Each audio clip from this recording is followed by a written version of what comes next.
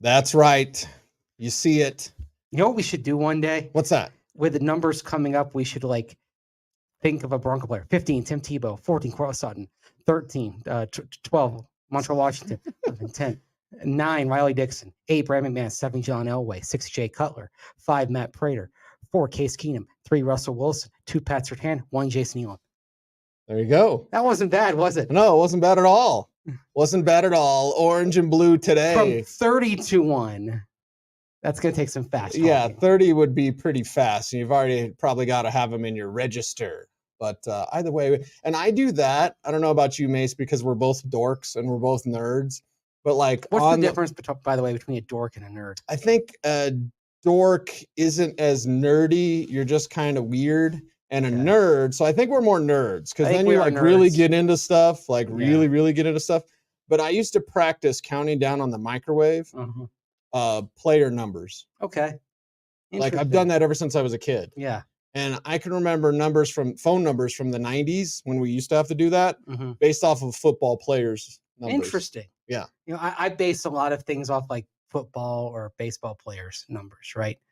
So that's a way of doing it. And that is nerdy. I would say this: you can be a suave nerd, you can't be a suave dork. Probably. Very true.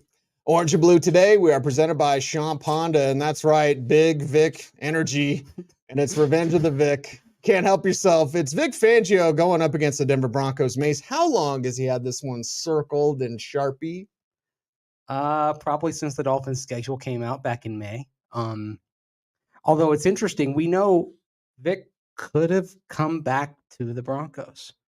There was that conversation between him and Sean Payton. And of course, ultimately, Vic Fangio went to Miami. But yeah, you look at the first couple of games. If Vic Fangio were the Broncos defensive coordinator, what's their record right now? 2-0. 2-0. Yeah. All respect to Vance Joseph, but yes, this is a 2-0 team if Vic's the defensive coordinator. Right. And then if they go up against a team like Miami or dare I say Kansas City with a Vic Fangio defense and they win, that's where we talk playoff and maybe even a deep postseason run. Like that's Vic Fangio's defense has infiltrated the National Football League. You're wondering why your fantasy football numbers are down. Thank Vic Fangio because everyone's doing shell now. Shell coverage. That's the thing. Vic's ideas have spread around the league. Now, then how does he kind of keep what he's doing different, keep it fresh? Because as more teams do it, look, the history of the NFL, tactically speaking, is there's a counter move to every move, right? Yes. So reminds me of Dick LeBeau when he introduced the zone blitz. And he wasn't the first one, but he took principles in the Steelers that zone blitz was killer for a while, and then teams figured out, oh, you're going to drop that defensive tackle in coverage? Okay, we got you. So it'll take some time. Are the Broncos ready for Revenge of the Vic? Are they ready for this aggressive defense? It's really interesting you mentioned the zone blitz because Vic Fangio was involved in that too. Because that was Dom Capers when he was the head coach of the Carolina Panthers. And he was calling the defenses, but his defensive coordinator was Vic Fangio. Right. So, yeah, you imagine that Vic's probably got some things cooked up for this game too. This may well be the unexpected type of game tactically from the Miami Dolphins on the defensive end. Yeah, that's a problem. But there's also an opportunity there because maybe he takes a few more risks than he would have otherwise. Now, that being said, one thing to consider is this. What do we know about the Vic Fangio defenses in Denver?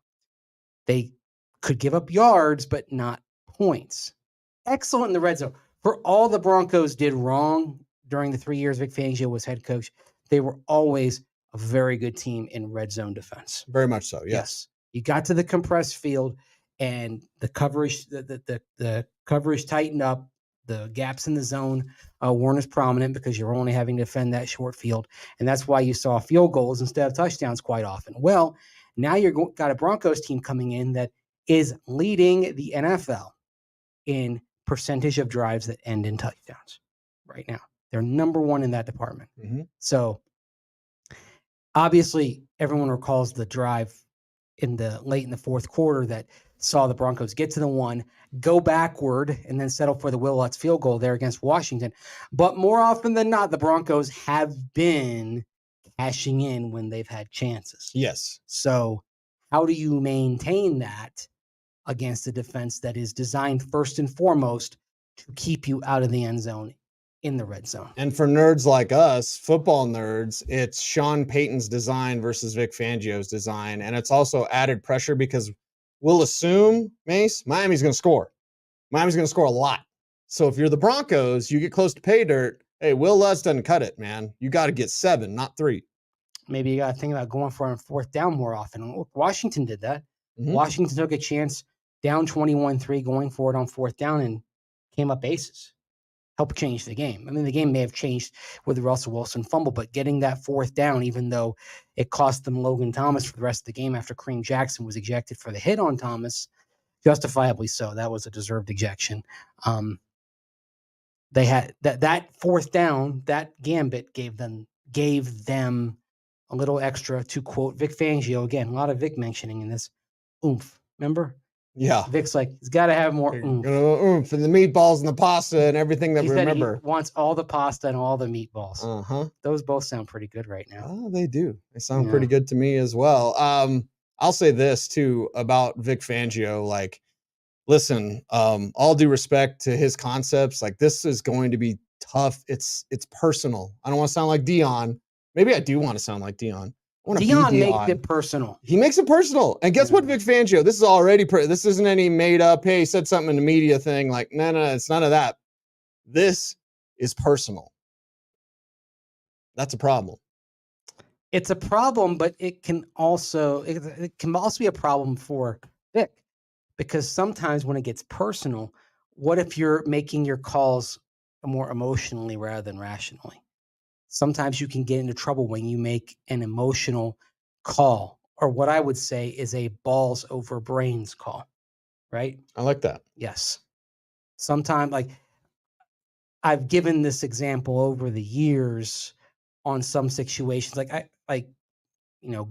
bypassing going for a tie, taking the field goal and going for a tie and trying to go for a win. It's like, oh, well, we were going for the win, blah, blah, blah. You know what? A tie is still better than a loss, right? And there are times you go back to, I think it was, it was the Kansas City game in 2016 at home. And I believe they had McManus attempt like a 62-yard field goal. Right. And misses, and it's good field position, and Kansas City ends up winning the game. And I'm like, that's a balls over brains call, right? The brains call would have been punt, but no. Yeah, you see it sometimes out there. I do love, we caught up with Mike McGlinchey this week in the locker room. I love talking to him. I'll go pure fanboy. Like, McGlinchey always gives us something, man. He's kind. He's pretty thorough in his answers. Like, he doesn't say anything salacious or something that he shouldn't, Mace. But I don't know about you, but I glean a ton of information anytime that you and I talk to Mike McGlinchey. Yeah, and he's very candid. We'll get into more with McGlinchey on Friday, talking about his start to the season. He's been pretty hard on himself. Yeah. Breaking down how the first couple of games have gone, but it was worth asking, hey, what do you expect when you face a Vic Fangio defense? He's very multiple. He responds differently to different personnel groupings, and they keep everything in front of them. They're very anti-big play defense, and they always have been, and they put pressure on you in situational football. And I think that's where you really have to be great this week, is especially on 3rd down, and when we get into the red zone, we got to punch it in. So it's a great opportunity. Obviously, he's one of the greatest defensive coordinators, arguably to ever do it, and we're gonna have our hands full for sure. And there is Mike McGlinchey, and the big takeaway from that for me was anti-big play D. That's right. You want it. You want more of it. We saw glimpses against the Commanders. Well, Vic Fangio's going to want to take that away from you. Well, and that's where then it becomes take what's there, because even though you lost to the Raiders, you had 2.7 points per possession against Las Vegas. Very much it was taking what was there, and the Broncos, by and large, stayed on schedule in that game. So if the Raiders are giving you the 6-yard swing pass in the flat, take it. or the Raiders gave it to you. I mean, if the Dolphins give it to you, take it. This is going to be one of those games where you're not necessarily going to get the big strike, but you have to follow the cliche that you're not going to go broke to taking a profit, even if it's a small profit. Mm-hmm. You just keep doing that over and over again. You're doing it probably a little bit more with the short passing game than the running game. But as the late Hank Stram would say, this is one where you have to matriculate your way down the field. Then the difference becomes, okay, can you cash in the red zone? And someone who really, really, really needs to come up big there is Courtland Sutton. Yeah. Okay, because the way you can break that down is fade route, jump ball, one-on-one. That's what you're paying him for. Yeah, and you gave just let him go get it. You gave him a big contract 2 years ago. Give him an opportunity. And then it's on him to make the play or make enough of the plays to make a difference in this game. I expect the Broncos to move the ball reasonably well. I don't think this is going to be a game where we're sitting there saying, oh, they end up in single digits. No. I think they'll march up and down the field and have some opportunities. But if they have 4 red zone penetrations, at minimum, you got to get touchdowns on, I was going to say 2. I'll say 3. Preferably 3. Yeah. If you get 3, you're getting to 24 points, and that's probably good enough to give you a chance to win. Yeah. I'll settle for 2, but if 4 red zone penetrations, 20 points, that's probably the bare minimum of what you want to come out with in terms of a ratio. And here's where the gamesmanship comes in for me, Mace, because honestly, you have the long, sustained drives. It's bend but don't break defense. Break them at the end if you can. But those sustained drives can actually work against Miami. Because one of those two teams, if you're scoring, if you're getting down there and you're scoring touchdowns, and you're getting 21, 24 points, one of these two teams is going to get desperate to move the ball. Now, Miami can make a play. It can be like that with Tyreek, okay? Yeah. But one of these teams is going to break. If you can use long drives and use time of possession almost against the Dolphins, so their offense is cold over there on the sidelines, that is a way, and I said this on Wednesday's show, in a way, that's a way you can slow down the Dolphins. And they want to have those drives too. I mean, they're Mike McDaniel is running the pure Shanahan offense. It's beautiful. Probably a purer version of it than Kyle Shanahan is running. And some of those drives can be, they can be symphonic in how they march down the field. I mean, and how fluid they are, right? Don't give them those chances. Right. Play keep away. If you have a game here in terms of number of possessions that looks similar to week 1 against Las Vegas, where it's 6 to 8 possessions on each side, that's playing into the Broncos' hands right there, because that means they're sustaining it. Now, then the worry is, okay, did Miami sustain those as well? Right. And the worry is, are you getting 3? Or are you getting 7? Yeah. That's the big difference.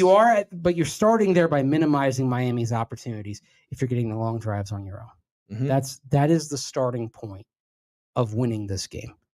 Don't give them as many chances, because look, Miami is going to want to have sustained drives with the occasional big play, but they're going to want to take advantage of their weather, their conditions, and wear you out in the heat and humidity of South Florida at 1 p.m. Eastern time.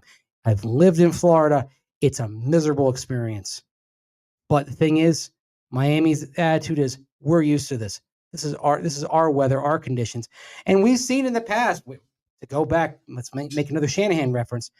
Mike Shanahan, the Broncos, 2005, week 1, 1 p.m. start, absolutely wilted in the South Florida heat and got blasted. Yep. And that was a team that went 13-3. That was a terrific Broncos team. And they got stomped, and they were worn out, and they were beaten to a pulp that day. Miami was a mediocre team. They were 4-12 the year before. They were 9-7, but in those conditions, it was an equalizer. This Miami team is better than that Miami team. Right. This Broncos team, respectfully, not as good as that one back in 2005. So it narrows narrows the window a bit here for the Broncos to try to get this done. Yes, I would say the exhaust port hole, like Luke Skywalker. Stay That's like on the size target. of Womp Rats in my T16. So Stay on target. yeah, you got that. That was red Just leader, hold right? them off for a few seconds. Negative. It just impacted the surface. You know what? For years, I thought the line was just pecking on the surface because he sounds. If you listen to him, He's Wisconsin. No, it's not Wisconsin. It's not Wisconsin? That's not Wisconsin. What is it? No, like red leader sounds like he's from Georgia. Yeah. Okay. Stay there. I lost my starboard engine. You know. It's a little more Boston. Well, it's also like a deep south coastal kind of thing. Okay. Too. Like you hear that accent like in Savannah and Charleston as well, you know. Yeah, but I always thought Red Leader sounded like he was from Georgia. You know, just pecking on the surface. You know. Anyway. That's what you try to do. If you're the Broncos, yeah. It's a small target window. Where's Porkins from? Ooh, Porkins. Yeah. Yeah. But I mean, I'm from the sorry. buffet line. Okay. Oh, come on. You're just playing into that now, right? I mean, they have the one, you know, more rotundly built pilot, and they name him Porkins. What the hell, George? A little too on the nose there, George. Come on, man. Right. It's, you know, I mean, I don't know why that bothered me. Okay. Porkins. Poor Porkins. Poor Porkins. He eject. No, I'm all right. No, he's not. Yeah. That's how you're thinking if you're a Broncos fan. Like, we're all right. No, you're not this week. Now, you talked to Russell Wilson on Wednesday. I asked him a question. You asked him a question. Yeah, at his presser. Let's set up the question, and I'll give the video to the people out there. Let's set this up because, and you can read about this at denversports.com. Look, while everyone is wringing their hands over 0-2, the Broncos offense is doing some really good things. Okay, yeah, they got to work on things pre-snap, getting the process more streamlined. Sean Payton talked about it Monday. He talked about it again Wednesday. Verbiage is being cut to try to make things a little smoother in terms of how they go about that process. They certainly can cut the penalties. That's an issue as well. But despite all of those things, on a per possession basis, which I think is more valid than a per game basis. On a per possession basis, the Broncos are leading the league in points per possession, and they are leading the league in touchdown percentage in terms of touchdowns per possession relative to the number of possessions, right? It's 35%. So they're doing a lot of really good things here. They're going into some lulls, but on balance, the offense is playing pretty well. So I asked a few players, including Russell Wilson, you know, where can this offense go if they can fix the mistakes? Yeah, I think, you know, we've moving the ball really well in the drives for the most part. The only thing that stopped us is penalties and some bad plays, you know, two by me. So I think the biggest thing is being able to just stay on course, you know, stay on schedule, you know, play, you know, run the ball really well when we throw it. Guys making great plays and great catches. I think we've got a lot of guys that can make some plays. You saw Brandon Johnson make some great ones. He's obviously seen Cortland Jerry and Troutman can do some great things. Our running backs are so special. Seeing Javonte get some of those great runs. Obviously, Mims, those big plays that he made, you know, I mean, just they got a lot of talent. And so I think a lot of it is just it's all coming together and it's all showing up. And now we got to show up for, you know, 60 minutes of great football and do that. Okay, so not exactly stay on target, but you heard Russell Wilson say stay on schedule. Mm-hmm. And part of the running woes that you and I both had, run the ball more. Well, it hurts when you're off schedule because you have a penalty and now, you know, it's second and long or it's first and long. Like you're not running out of that because you're, you know, shooting yourself in the foot. If you're the Broncos offense, do what Russ said, stay on target schedule. Stay on target, stay on schedule. And look, 2nd and 7 is okay, right? Mm-hmm. 2nd and 7's on schedule. That's fine. And against the shell coverage, like you're going to see on Sunday, you're going to be looking at 3rd and 3, 3rd and 4, 3rd and 5, right? The funny thing is that coverage, they'll give you that play. They're guarding for the deep shots, but they'll take 6 yards on 3rd and 4, move the chains, right? Unless it's a situation where it's 4 minutes and the defense is trying to get the ball back. Then you'll see a bit more aggression. But by and large, they'll give it to you. They will give you those opportunities. You have to be patient enough to say, okay. It was one look. You noticed how over the last few years, Derek Carr did really well for the Las Vegas Raiders against the Broncos. Yes. You know why? Because he just took what was there. Yep. He didn't try to force it, didn't try to jam it downfield. When they conceded the underneath, he's like, okay, fine. I'll throw the short pass to Hunter Renfrow. I'll scramble for the sticks, lean the ball over the line to gain. Hold get on out of to it, bounds. Russ. Yes. Okay. And so if I were the Broncos, I would try I don't want to give Broncos fans the willies here, but I would say, hey, think like Derek Carr, because that worked. I mean, the only time Derek Carr lost to the Broncos with Vic Fangio, it came down to a 2-point conversion there at the end, right? And that was the game they didn't have Josh Jacobs. Mm-hmm. So that philosophy works. Yes. So make it happen. But if you're the Broncos, do your best to stay on schedule. And if it's shell, when I think shell, or if I see it plain Madden, yeah, run, soften them up, take it, out tenderize routes. them. Yeah, Tenderize them. yeah, it's going to be there. Here's the other thing. I mean, we talk about the conditions in Miami. Look, if you have those long drives, believe it or not, you can win the war of attrition. You can make them tired in their backyard, in their conditions, if you have these sustained drives. Broncos can do that. Because again, we saw it against Las Vegas. We know they have that capability. Miami's defense so far this year, we know conceptually what it's going to do. Chargers diced it up in week 1. Yes, they did. Didn't win, but they put a big number on them. Yeah. And the Broncos offense is capable of scoring, as we've often said on this show. Listen, I know you're all depressed and upset at 0-2. Don't be depressed at 0-2. Offense is doing good things. Don't be depressed at 0-2. I mean, be depressed at 0-3. You shouldn't be depressed at 0-12. I mean, it's just a game, for crying out loud. But Yeah, we're trying to help you. But listen, this offense is doing good things, not just from a statistical, analytics. No. This is football. Let it break for them. And it could break Sunday. I'm not picking them, but it could break. Marvin Mims, he can break. He can break long ones. But in the locker room on Wednesday, he talked about how, Miami's cornerbacks can be a problem because they're fast too. Let's roll that beautiful bean footage. Yeah, they have a really physical defense, knowing him as a defense coordinator from the past. A lot of guys have told me about it.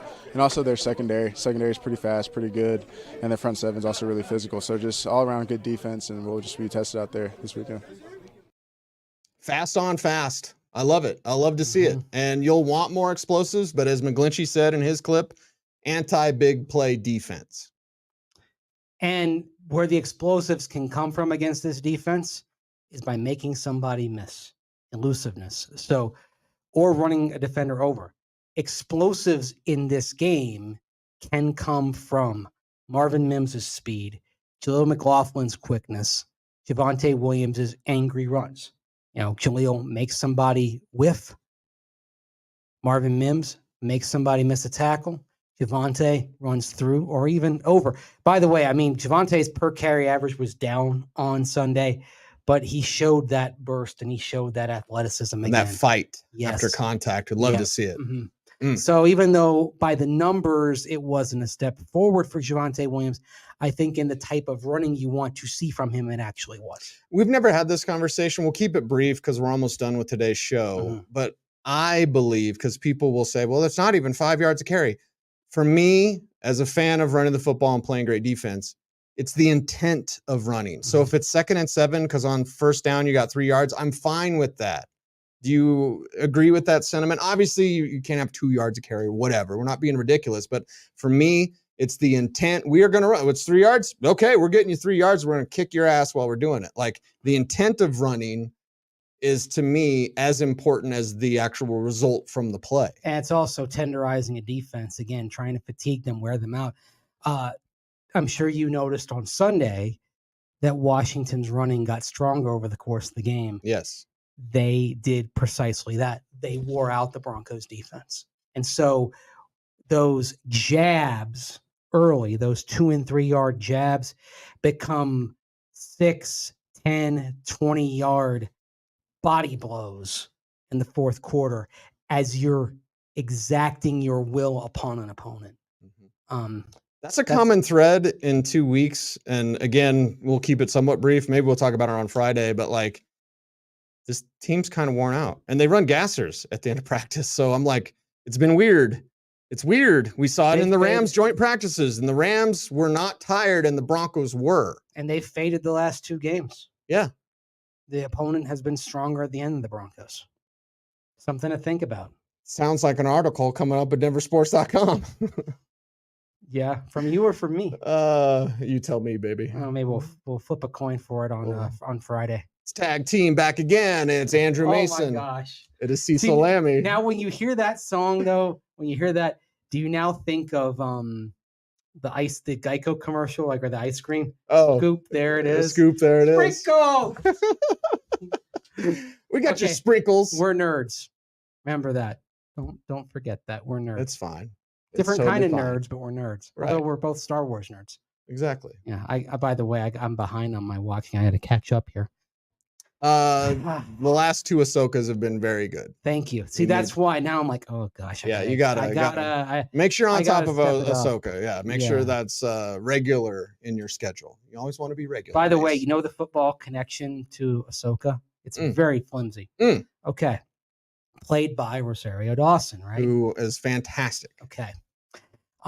2008, an eventual Bronco, then a Carolina Panther named Dante Rosario catches a game-winning touchdown pass for Carolina in San Diego, 26-24 win week 1.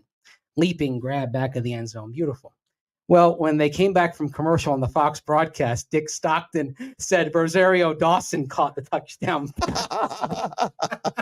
A little bit different. Oh, gosh.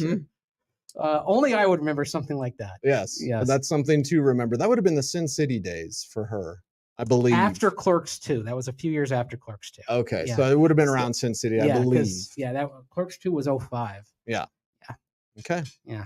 There you have it. This is the information you can only get one place. It's right here, Orange and Blue Today. Do the YouTube things, like, comment, share, subscribe, hit the notification bell so that you never miss a vid. He's Mace, I'm Cease, OBT is BFD. As always, thanks for watching. Stay tuned, and would you please go ahead and do this. Stay frosty,